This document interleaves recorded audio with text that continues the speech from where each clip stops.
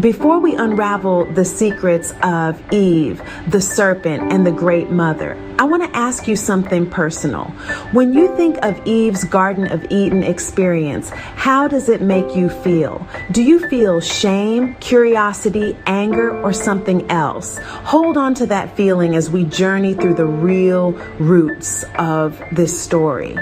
Long before kings and priests, the world's first stories centered on the Great Mother, creator, healer, and lawgiver. Across Africa, Mesopotamia, Kemet, and Crete, her serpent symbolized wisdom and renewal. The feminine was revered, not feared. Then came a shift.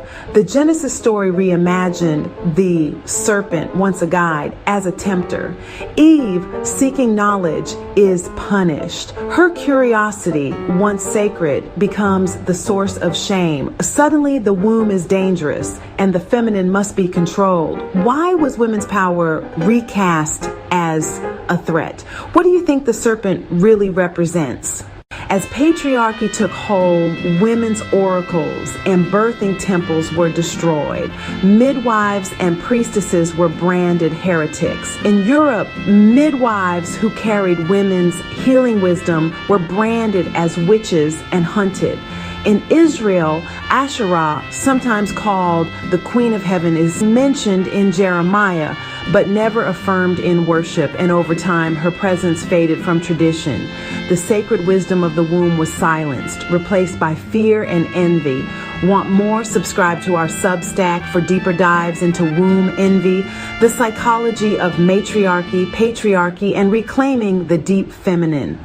But the story doesn't end there. Across cultures, the priestess returns. The serpent's wisdom endures. In Africa, the Dogon remember the Nomo, amphibious beings linked to cosmic order. In Kemet, Isis restores life itself. Healing begins when we recognize the power of the womb, not as something to fear, but as a source of creativity and connection.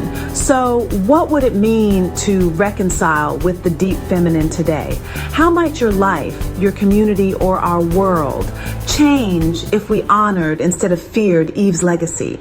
I want to hear from you. When you think of Eve's Garden of Eden experience, how does it make you feel? Share your thoughts in the comments. Let's create a space for honest, healing conversation. Your story and our story matters.